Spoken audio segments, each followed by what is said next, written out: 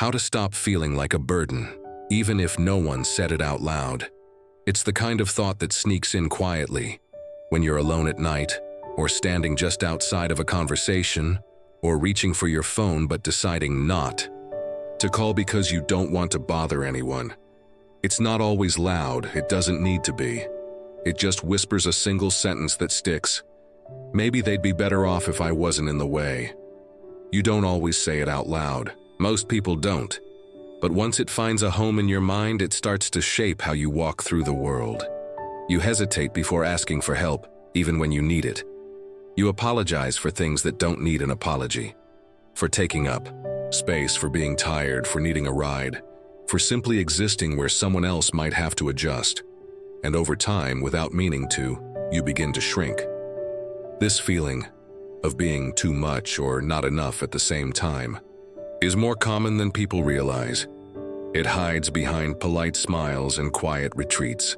It shows up in the way someone declines an invitation, or always insists they're fine, or avoids speaking their needs because they don't want to make it a thing. It doesn't matter how old you are. You might be 25, navigating chronic illness, or 67, living on a fixed income feeling like a weight to your children, or 82, watching your body slow down while your spirit still wants to dance, but worrying you've become a burden instead of a blessing. And maybe no one ever said it outright. Maybe no one looked you in the eye and said, "You're in the way." But somehow it got in anyway, through the tone of their voice, through the things they didn't say, through the rushed visits, the canceled plans, the way people praise independence so loudly it makes needing help feel like failure. But here's the thing. Just because you feel like a burden doesn't mean you are one. That voice in your head, it doesn't speak the whole truth. And in this video, we're going to talk about that. Not in a superficial, just love yourself kind of way, but honestly, tenderly. As two people sitting across a table, breathing in the same quiet air, finally giving space to the pain that's gone unnamed for too long. Because the world does this. It convinces people they're only valuable when they're productive. That unless you're giving something, fixing something, or paying for something, you're taking up space someone else deserves more. But that's a lie. And the first step toward healing is seeing the lie for what it is. You are not a burden. You are a person, with a heartbeat, with a history, with a soul that still matters. Let's start there, and let's walk through this together. No one wakes up one day and suddenly feels like a burden. It's not an emotion that appears out of thin air. It grows slowly, like a shadow across the years. And often, by the time we recognize it, it's already taken root deep inside us. For some, it starts in childhood, in homes where love came with conditions, where you were praised for being helpful, quiet, obedient, but made to feel like trouble if you had needs of your own. You learned early that being wanted meant being useful, that your value came from how little you disrupted others. For others, the feeling comes later, with illness, disability, aging, or grief, when you once were strong, independent, capable of giving and doing, and now you find yourself needing assistance just to get through the day. When the people who used to lean on you begin tiptoeing around your vulnerability. When you can no longer drive or contribute money or keep up, and suddenly you begin to question your place in the world. And then there are those who feel it because life didn't go as planned. You moved back in with family. You couldn't give your kids the childhood you wanted to. You're unemployed, or still figuring things out when you thought you'd have it together by now.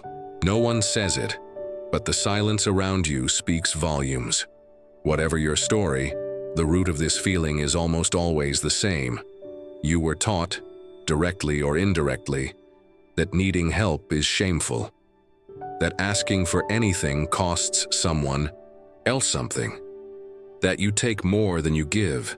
That's why this feeling is so hard to shake, because it doesn't just live in the mind, it lives in the nervous system. It shows up in the body, in your hesitation, in your instinct to apologize, in the way your voice gets smaller when asking for space or care. You might logically know you're not a burden, but emotionally, something still whispers otherwise. And that's what we have to name, because you cannot heal what you keep blaming yourself for. You're not broken because you need support. You're not wrong for struggling. And you are absolutely not a problem to be solved or managed. You are a human being, and human beings need each other. That's not weakness. That's how we were designed. But it takes time to unlearn what shame has convinced us is true. There are lies we've carried for so long. They feel like facts. You've probably heard them. In passing, in silence, in the way people look at you when you move a little slower or ask for help again. You may not remember where you first picked them up, but they've followed you ever since. Lie number 1. If I need help, I'm weak. The world praises self-reliance so loudly, it forgets that nobody, absolutely nobody, gets through life alone. We all need help, especially in seasons of pain, transition, or age. Needing support is not a failure of strength. It's a reflection of reality. Lie number 2. If I'm not useful, I'm not valuable. This one cuts deep. It tells you that unless you're producing, fixing, earning, or giving, you have no worth. But that's not love. That's capitalism speaking. Real love values presence, not just performance. You are worthy because you exist, not because you accomplish. Lie number 3. They're being nice, but I know I'm too much. Shame is a master storyteller. It rewrites every act of kindness as obligation, every moment of care as pity. It makes you question the sincerity of those around you. But here's the truth. People who love you don't do it out of duty. They do it because they want to. Let them. Lie number 4. I'm just in the way. This one often forms when life slows down and others speed up. When you can't keep pace or feel like a disruption in someone else's schedule. But listen, you are not in the way. You are part of the story. And if others have forgotten that, the problem is not you. It's the story they're telling themselves. These lies don't just appear in hard times. They echo through ads, media, even casual conversation. We've all been taught, especially as we age, that fading into the background is polite. That not needing anything is the goal. But what if the truth is this? That needing love, support, patience, presence, those are not signs of being a burden. They are signs that you're still human. And more than that, they are opportunities for closeness, for healing, for reminding others that life is not about efficiency, but about relationship. The truth is, you were never too much. You were never not enough. And even on your quietest, most dependent, most exhausted days, you are still a gift to this world. You don't have to earn the right to be here. You already belong. It's easy to believe that people only want you around when you're useful. When you're fixing something, paying for something, solving something. When you're the one making things easier, not harder. That belief takes hold in subtle ways. You may find yourself measuring your worth by how much you contribute. You might say things like, "Let me know if you need anything," but never ask for what you need. Because somewhere inside you've convinced yourself that your value is conditional. But let's pause here, because this is important. Most people, the ones who love you, who care about you, don't need you to fix everything. They don't want your performance. They want your presence. They want your stories, your laughter, your opinions, even when they disagree with them. They want your memories of the past, your insight into the present. They want your quiet steadiness, your lived experience, your sense of humor. They want you. Your adult children don't need you to babysit the grandkids just to earn your seat at the table. They need to hear your voice when they feel lost, because you've already walked through what they're facing now. Your friends don't need you to host the dinner or plan the trip. They need your companionship, your understanding, the kind of comfort that only comes from someone who knows how to sit with someone else's mess without flinching. Even your presence, in a room, on a phone call, in a text thread, matters more than you think. Sometimes just knowing you are there makes someone else feel grounded. We spend so much of our lives trying to be enough by doing more. But in the process, we miss the one thing that people crave most: Authenticity. Not polished, not perfect, just real. You may not realize it, but someone in your life feels safer because you exist. Someone makes a better decision because of something you once said. Someone laughs louder, breathes easier, sleeps better, simply because you're still here. So no, you don't have to earn your place. You already have it. And the sooner you stop trying to prove your value, the sooner you'll realize you were already giving people exactly what they needed, just by being you. When you start believing you're a burden, something else often follows quietly behind. You begin to disappear. Not in a dramatic, storming out of the room kind of way, but slowly, softly. You stop reaching out. You answer calls with fewer words. You say I'm fine when you're not. You start declining invitations, even the ones you want to accept, because you're convinced they were only offered out of politeness. You stop sharing your opinions. You fade into the background of your own life. And maybe at first that feels like the right thing to do. You tell yourself you're protecting others from your pain, your slowness, your needs. You think, if I just stay small enough, no one will be inconvenienced. But here's the truth. When you disappear, you don't just rob yourself of life. You rob the world of what only you bring. The world needs your wisdom, your honesty, your perspective, your presence. Not as an add-on, not as an afterthought, but as a vital thread in the fabric of life. Disappearing may feel like safety, but it's not peace. It's quiet despair. It's loneliness masquerading as politeness. It's the slow erosion of your voice, your purpose, your connection to the world around you. And it doesn't have to be that way. You are still allowed to take up space. You are still allowed to raise your hand, share your thoughts, tell your stories. You're still allowed to ask for a hug, to say, "Can you sit with me for a bit?" To say, "I matter." And if no one's told you this lately, and let me say it now, the world still needs you. Right here, right now. It needs your way of seeing things. It needs your gentleness, your grit, your memory of how things used to be, and your belief in what could still become. Don't disappear. We would notice. We would feel the loss. We would miss you in all the ways you didn't think anyone could. You're not in the way. You're not taking too long. You're not asking too much. You are still here. And that still means something. There's a lump that forms in the throat just before you ask for help. It's not physical. It's emotional. A combination of fear, guilt, and vulnerability. What if they say no? What if they only say yes out of pity? What if this is the moment they start to see you differently? Weaker, needier, less capable. That fear doesn't come from nowhere. Most of us were taught, either explicitly or quietly, that independence is the highest virtue. That needing less makes you more admirable. That strong people don't ask, they manage. But real life has a way of challenging that narrative. Bodies age. Energy fades. Life surprises us. And suddenly, we find ourselves needing someone else. Not because we failed, but because we're human. So how do you ask for help without drowning in shame? First, you rewrite the story in your own head. Asking for help is not begging. It's not burdening. It's not admitting defeat. It is an act of courage.